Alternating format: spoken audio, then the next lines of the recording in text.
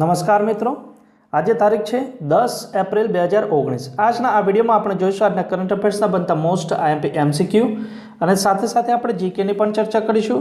તો આપને એક રિક્વેસ્ટ છે કે જો આપ નવા છો ચેનલ પર તો પ્લીઝ ચેનલને સબસ્ક્રાઇબ કરજો અને સાથે સાથે બેલ આઇકન પણ ઓન કરજો કે જેથી બીજા વિડીયો અપલોડ થાય કે તરત જ આપના સુધી નોટિફિકેશન મળી જાય અને આપની તૈયારીમાં વધારો થઈ શકે। તો હવે આપણે જોઈશું આજના કરંટ અફેર્સના મોસ્ટ આઈએમપી એમસીક્યુ। प्रश्न नंबर 1, नोबेल पुरस्कार विजेता सिडनी ब्रेनरનું નિધન થયું છે તો તેમને કયા ક્ષેત્રે નોબેલ પુરસ્કાર મળ્યો હતો? તો સાચો જવાબ આવશે મેડિસિન ક્ષેત્રે તેમને નોબેલ પુરસ્કાર મળેલો છે।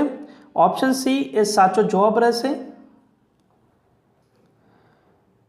આપ ઇમેજમાં જોઈ શકો છો, આ છે સિડની બ્રેનર અને તેઓ સાઉથ આફ્રિકાના છે અને તેમને વર્ષ 2002માં મેડિસિન ક્ષેત્રનો નોબેલ પુરસ્કાર પ્રાપ્ત થયેલો હતો અને તેઓનું તાજેતરમાં જ નિધન થયું છે।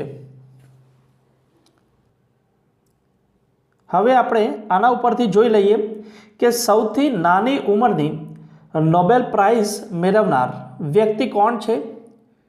તો મલાલા યુસુફઝઈ, કે જેમની ઉંમર હતી 17 વર્ષની ત્યારે તેમને નોબેલ પ્રાઇઝ મળેલું છે।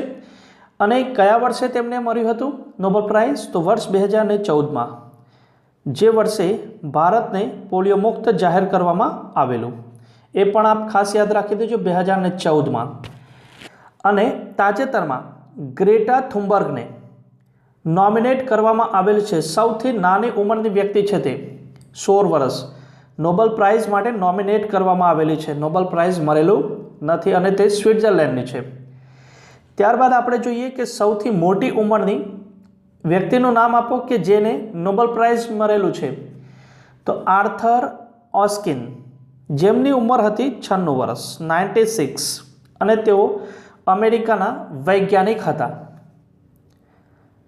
ત્યારબાદ આપણે જોઈએ મહત્વની જાણકારી કે એવો કયો વિભાગ છે કે જે 2019માં નોબેલ પ્રાઇઝ 2 વખત આપવામાં આવશે? તો સાહિત્ય ક્ષેત્રે લાસ્ટ યર સાહિત્ય ક્ષેત્રે નોબેલ પ્રાઇઝ આપવામાં આવેલ નથી, માટે આ વર્ષે 2 વાર આપવામાં આવશે। હવે આની સાથે સાથે આપણે જાણી લઈએ કે એવા કેટલા ભારતીય છે કે જેઓને નોબેલ પ્રાઇઝ મળી ચૂકેલું છે।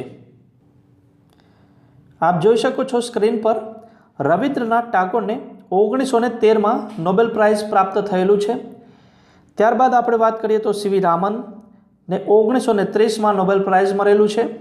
મધર ટેરેસાને 1979માં, અમર્ત્ય સેનને ઇકોનોમિક ક્ષેત્રે મળેલું છે 1998માં।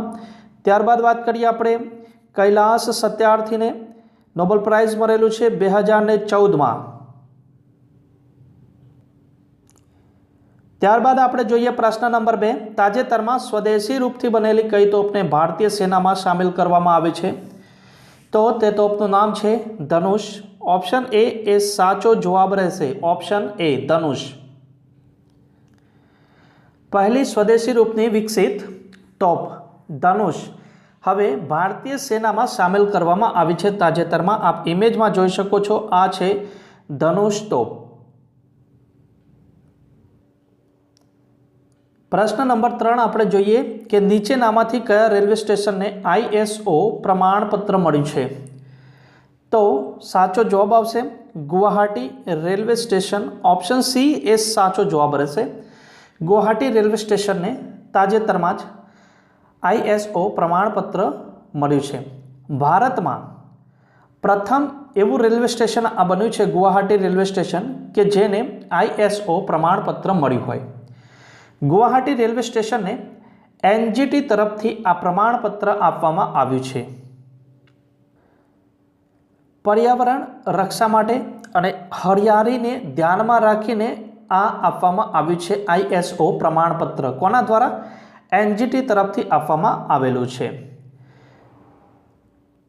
ઓપ્શન એ આપ જોઈ શકો છો ચેન્નાઈ રેલવે સ્ટેશન। તો ચેન્નાઈ રેલવે સ્ટેશનનું થોડા દિવસ પહેલાં જ નામ બદલવામાં આવ્યું છે અને તેનું નામ બદલીને રાખવામાં આવેલું છે doctor MG Ramachandran Chennai Central railway station, એ પણ આપ યાદ રાખી દેજો સાથે સાથે.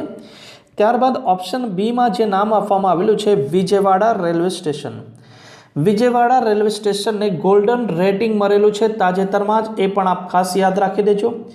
અને હવે આપણે જાણી લઈએ રેલવે વિશે થોડી માહિતી કે તાજેતરમાં જ દુનિયામાં સૌથી વધુ રેલ કોચ નિર્માતા આપણો દેશ ભારત બન્યો છે. સૌથી વધુ રેલ કોચ બનાવવા વાળો દેશ બની ગયો છે ભારત.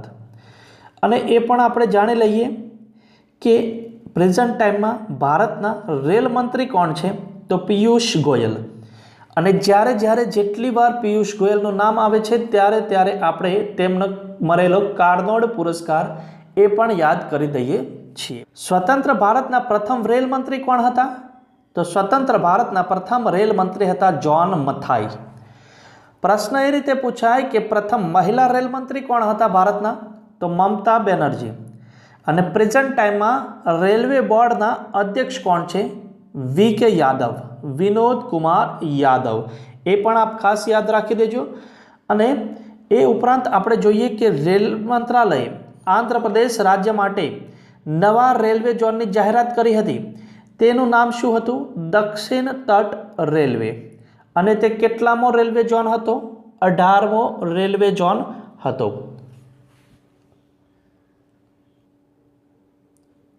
ગુવાહાટી રેલવે સ્ટેશન એ આસામ રાજ્યમાં આવેલું છે. તો આપ મેપમાં દેખો, આ છે આસામ રાજ્ય. આસામનું કેપિટલ છે દિસપુર. મુખ્યમંત્રીનું નામ છે સર્વાનંદ સોનોવાલ. ગવર્નરનું નામ છે જગદીશ મુખી. અને જગદીશ મુખી જે ગવર્નર છે તેમની પાસે વધારાનો ચાર્જ છે મિઝોરમ રાજ્યના ગવર્નર તરીકેનો. લોકસભાની 14 સીટ આવેલી છે, રાજ્યસભાની 7 અને વિધાનસભાની 126 સીટ આવેલી છે આસામ રાજ્યમાં. આગળનો પ્રશ્ન આપણે જોઈએ, તાજેતરમાં માનવ સંસાધન વિકાસ મંત્રાલય દ્વારા રેન્કિંગ પ્રસિદ્ધ કરવામાં આવી છે. તો તેમાં ઉચ્ચ શિક્ષણ સંસ્થાઓમાં પ્રથમ કોણ રહ્યું છે, તો પ્રથમ ક્રમે રહી છે આઈઆઈટી મદ્રાસ. એટલે કે ઓપ્શન એ સાચો જવાબ રહેશે. આઈઆઈટી મદ્રાસ એ પ્રથમ ક્રમે રહી છે. MHRD એ રેન્કિંગ પ્રસિદ્ધ કરી છે તાજેતરમાં જ, અને તેમાં આઈઆઈટી મદ્રાસ પ્રથમ ક્રમે રહી છે. અને ત્યારબાદ બીજા ક્રમની જો વાત કરવામાં આવે તો Indian Institute of Science Bangalore એ બીજા ક્રમે રહી છે. ત્યારબાદ જો વાત કરવામાં આવે ત્રીજા ક્રમે રહી છે આઈઆઈટી દિલ્હી, એ ત્રીજા ક્રમે રહી છે. અને હવે કોલેજની વાત કરવામાં આવે તો દિલ્હીની મિરાન્ડા હાઉસ કોલેજ એ પ્રથમ ક્રમે રહી છે, જે દિલ્હી યુનિવર્સિટીમાં આવે છે. હવે આપણે જાણી લઈએ કે માનવ સંસાધન વિકાસ મંત્રાલય દ્વારા આ રેન્કિંગ એ કયા વર્ષથી ચાલુ કરવામાં આવી છે, તો 2016થી ચાલુ કરવામાં આવેલી છે આ રેન્કિંગ.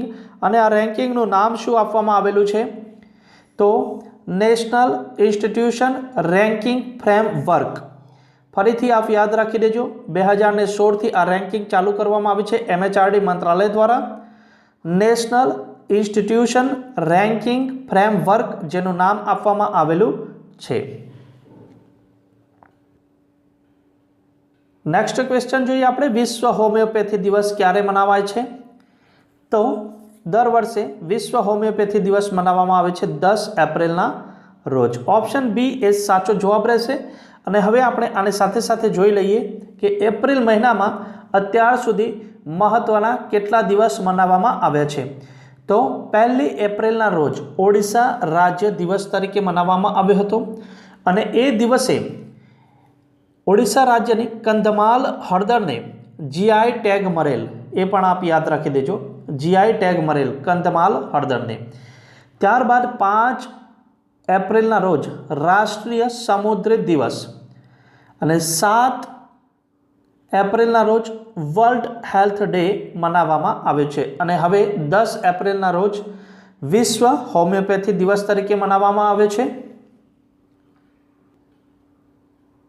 ત્યારબાદ આપણે જોઈએ કઈ ભારતીય ઓનલાઈન ગેમને પહેલીવાર ગેમિંગ યુનિકોર્ન પ્રાપ્ત થયું છે, તો સાચો જવાબ આવશે Dream 11. ઓપ્શન એ સાચો જવાબ છે Dream 11. સૌથી મોટી ગેમિંગ કંપની છે ડ્રીમ 11 અને તાજેતરમાં જ તેનું મૂલ્યાંકન $1 મિલિયન પણ વધુ થયું છે. તેથી યુનિકોર્નમાં પ્રવેશ કરવાવાળી પહેલી ભારતીય ગેમિંગ કંપની બની ગઈ છે ડ્રીમ 11. આપ જો IPL 2019 જોતા હોય તો વચ્ચે વચ્ચે ડ્રીમ 11ની એડ આવે છે. એ જ કંપની છે ડ્રીમ 11. ફેન્ટસી ક્રિકેટ ગેમ છે અને ઓફિશિયલ પાર્ટનર છે IPL 2019ની ડ્રીમ 11. એ પણ આપ ખાસ યાદ રાખી દેજો. હવે આપણે વાત કરીએ કે તેની સ્થાપના કયા વર્ષે થઈ હતી ડ્રીમ 11ની, તો વર્ષ 2008માં તેની સ્થાપના કરવામાં આવી હતી. હેડક્વાર્ટર્સ ક્યાં આવેલું છે, તો મુંબઈ ખાતે તેનું હેડક્વાર્ટર્સ આવેલું છે.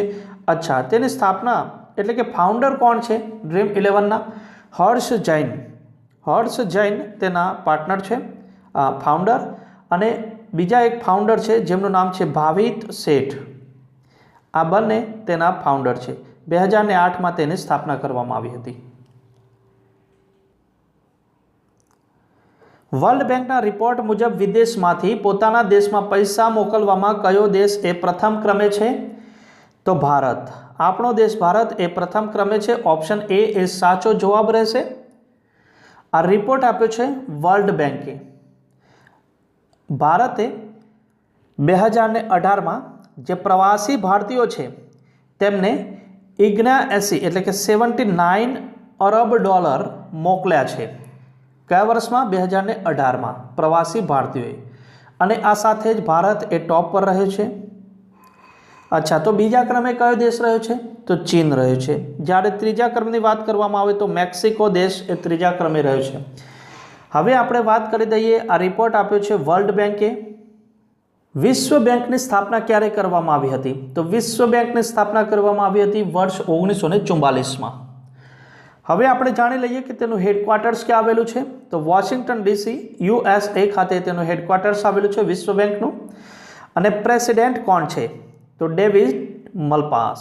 એ પણ આપ નામ ખાસ ઇમ્પોર્ટન્ટ છે આપના માટે.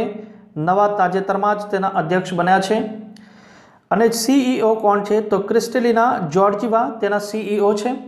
હવે આપણે વાત કરી દઈએ કે વર્લ્ડ બેંકનો મોટો શું છે, તો મોટો છે તેનો working for a world free of poverty. થોડા દિવસ પહેલાં 2019-20 માટે GDP રેટ અનુમાન કર્યું હતું ભારત માટે. વર્લ્ડ બેંકે કેટલું રાખ્યું હતું? 7.5. 7.5% GDP રેટને અનુમાન લગાવ્યું હતું વિશ્વ બેંકે. અચ્છા, RBIએ 2019-20 માટે GDP રેટ કેટલું અનુમાન કર્યું છે? તો 7.2%. અચ્છા, એશિયન ડેવલપમેન્ટ બેંકે કેટલા ટકા અનુમાન કર્યું છે GDPનું? તો 7.2%. એ પણ આ ખાસ યાદ રાખી દેજો, 3 પોઈન્ટ.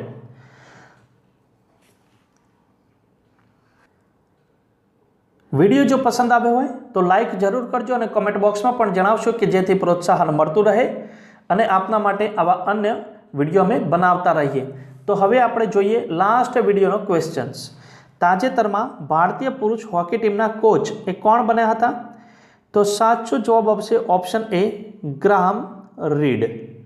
ઓપ્શન એ એ સાચો જવાબ હતો. મોસ્ટ ઓફ સ્ટુડન્ટ્સે સાચો જવાબ આપ્યો છે, તે તમામનો હું આભાર માનું છું. અને બીજો પ્રશ્ન એ રીતે પૂછવામાં આવેલો હતો જોડકા સ્વરૂપે, તો તેના સાચા જવાબ આપ સ્ક્રીન પર જોઈ શકો છો. સ્ક્રીનશોટ લઈ શકો છો આપ સાચા જવાબનો. અને હવે જોઈએ આપણે આજનો પ્રશ્ન. તાજેતરમાં સ્વદેશી રૂપથી બનેલી કઈ તોપને ભારતીય સેનામાં સામેલ કરવામાં આવી છે? આપ ઓપ્શન જોઈ શકો છો અને તેમાંથી સાચો વિકલ્પ પસંદ કરીને આપનો જવાબ એ કોમેન્ટ બોક્સમાં જણાવશો. ત્યારબાદ હવે આપણે જોઈએ પ્રશ્ન નંબર 2, જે જોડકા સ્વરૂપે છે. એ અને બી વિભાગમાં જોડકા આપવામાં આવેલા છે. ICC વર્લ્ડ કપ 2019 ક્યાં આયોજન કરવામાં આવ્યું છે? તે વિભાગ બીમાંથી શોધીને આપ સાચો જવાબ પસંદ કરી શકો છો. ત્યારબાદ ICC વર્લ્ડ કપ 2015 ક્યાં આયોજન કરવામાં આવ્યું હતું? ICC વર્લ્ડ કપ 2023નું આયોજન ક્યાં કરવામાં આવવાનું છે? હોકી વિશ્વકપ 2018 ક્યાં યોજાયો હતો? FIFA 2018 ક્યાં આયોજન થયું હતું? અને FIFA 2022 એ ક્યાં આયોજન થશે? આ તમામના જવાબ વિભાગ બીમાં આપવામાં આવેલા છે, તેમાંથી સાચા જવાબ પસંદ કરીને આપનો જવાબ એ કોમેન્ટ બોક્સમાં જણાવશો. Thank you. જય હિન્દ, જય ભારત. ફરી મળીશું નવા વિડીયો સાથે.